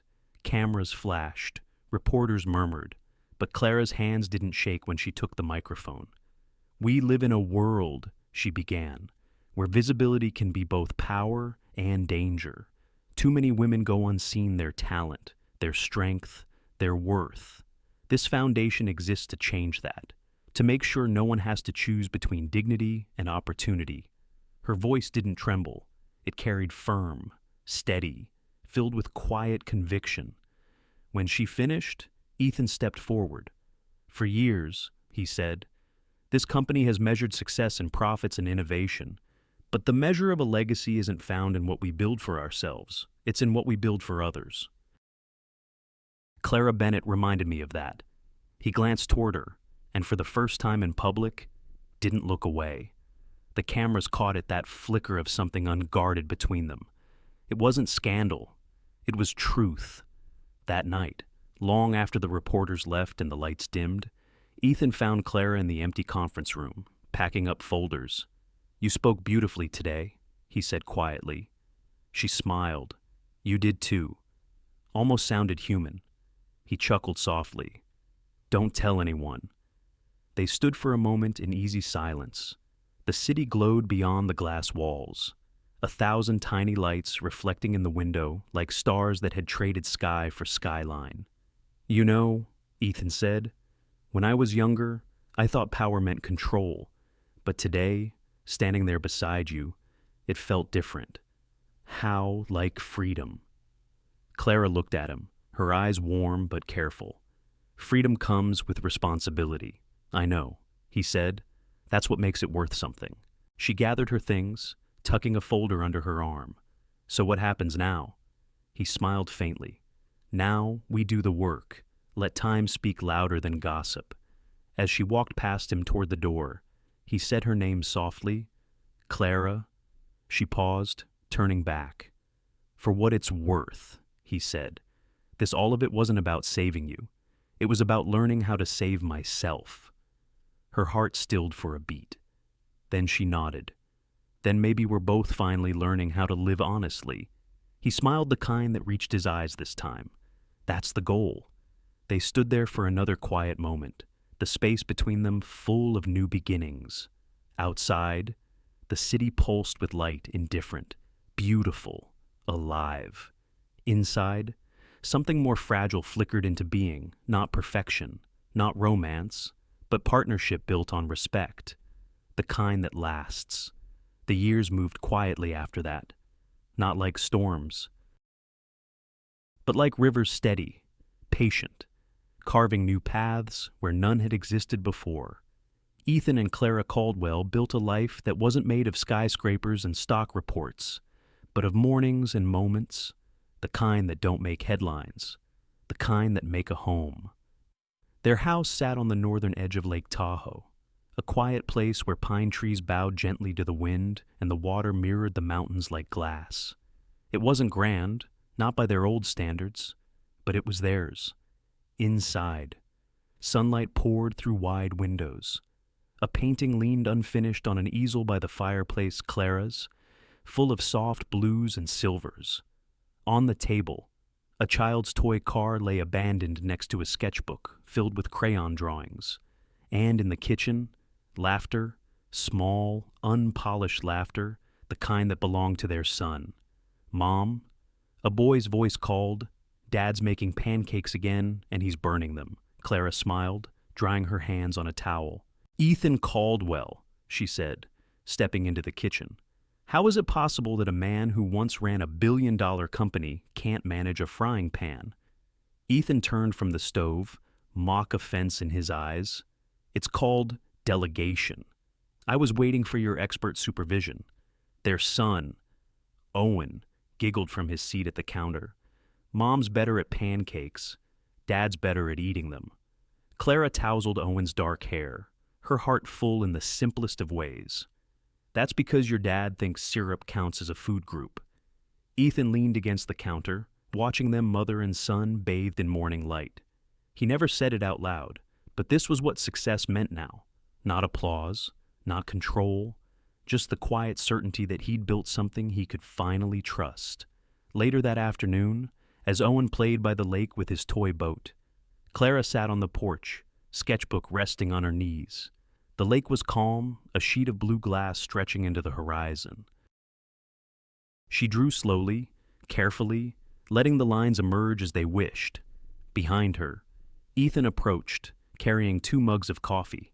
He handed her one and sat beside her. "You're quiet today," he said. "I'm remembering," she replied softly. "Florida." She nodded. "It's been 10 years." He smiled. You remember the spilled coffee? I remember everything, she said.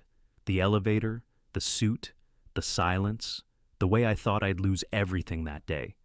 Ethan chuckled, sipping his coffee. You lost the coffee, not the job. She glanced at him, smiling. No, I lost the invisibility. He reached for her hand, thumb brushing lightly across her knuckles. That's the only thing I'm glad you lost. The wind moved through the pines, soft and slow. That evening, after putting Owen to bed, they sat by the fire, the crackle filling the quiet. Ethan looked at her for a long time before speaking. You know, he said, I booked something. She raised an eyebrow. Should I be nervous? He smiled. A trip, Palm Beach, the Ocean View Resort, same week, same room. If it's still there. Clara blinked, surprised. After all these years, I thought it was time, he said gently, to go back, to remember who we were and who we became. She looked at the firelight reflecting in his eyes, steady and warm. All right, she whispered, let's go. A week later, the plane descended over Florida, sunlight spilling across endless blue water. The Ocean View Resort rose from the shoreline, almost unchanged.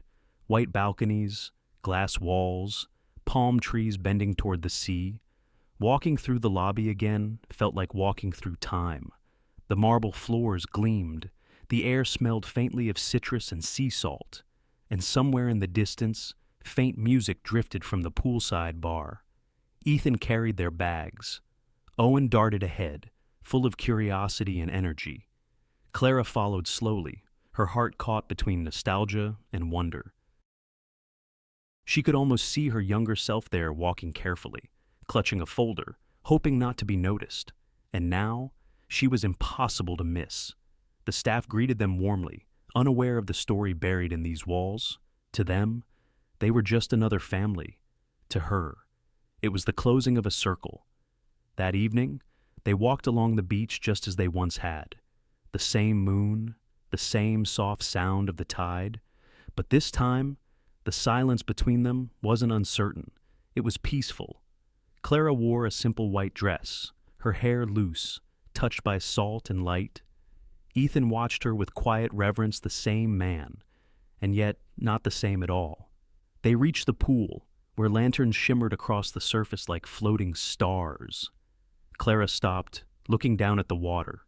This is where it happened, she murmured, where everything started. He smiled softly. Where I saw you for the first time?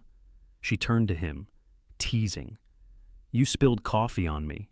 I think fate used caffeine as a delivery method, he said, earning a laugh. Her laughter faded into a gentle smile. Do you ever wonder what would have happened if I hadn't been late that day? Ethan shook his head. No, because I would have spent the rest of my life not knowing what I was missing. The words were simple, but they lingered warm as the night air. They sat by the edge of the pool, barefoot, their feet dipping into the water. Owen slept upstairs, watched over by the soft hum of the baby monitor. The world felt still, like even time itself had stopped to listen. Ethan broke the silence first. You remember what I promised you here? Clara nodded slowly. You said I'd never feel invisible again. He smiled faintly. Did I keep it? She turned her face toward him, eyes bright with both love and mischief. Yes, but not because of you. He looked surprised. No, she said gently. Because somewhere along the way, I stopped needing someone else's eyes to see me. He took that in the weight of it, the beauty. She continued softly. You helped me start, but the rest, I did myself. Ethan reached for her hand, their fingers intertwining easily after all these years. That's how I knew you were the right one, he said. You never wanted me to complete you, just to stand beside you while you became yourself. The moon climbed higher, its reflection rippling across the water. Clara leaned her head against his shoulder.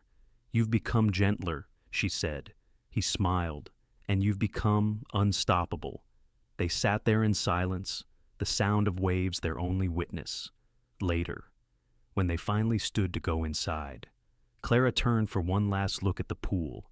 The lanterns shimmered, casting gold trails across the surface. She saw her reflection there, no longer the girl who hid behind oversized cardigans and quiet apologies. She saw a woman standing tall, a mother, a wife, an artist, someone seen, someone whole, and in the quiet of her heart, she whispered not to Ethan, not to the past, but to herself. Sometimes it takes being seen by the right eyes to finally see yourself. The words echoed softly inside her, warm and true. Ethan reached out his hand. Ready. Clara nodded, always. They walked away together, leaving behind the shimmer of the pool, the sound of the ocean, the ghosts of who they once were. The night folded gently around them, full of peace, full of memory. And for the first time in a long time, Clara felt not the weight of what had changed, but the grace of everything that had endured. In the rush of life, it's easy to mistake visibility for worth. Many of us move quietly through our days doing our best, carrying our burdens, hoping someone will finally see who we really are beneath the routine and responsibility. Clara's story reminds us that being seen begins not with others, but within ourselves. When we stop apologizing for our quiet strength, when we learn to stand tall in our own truth, the right people will notice not because we demand attention, but because authenticity shines louder than perfection ever could. And Ethan's journey teaches something just as powerful, that success without empathy is empty. True leadership, true love, true legacy, all begin with the courage to look beyond appearances and recognize the humanity in front of us. So, wherever you are in your story, whether you feel overlooked or afraid to look too closely, remember this. The moment you choose to see yourself clearly is the same moment the world begins to see you differently. That's not just the heart of love. It's the quiet miracle of being truly alive. Thank you for spending your time and heart with this story. If it touched you even a little, please tap, like, share it with someone who needs a gentle reminder to be seen, and subscribe to our channel for more stories of dignity, hope, and second chances. Your support helps us keep telling these journeys. Leave a comment with your favorite moment or a lesson you're taking into tomorrow. We're grateful you're here. Now, let's keep the light going together.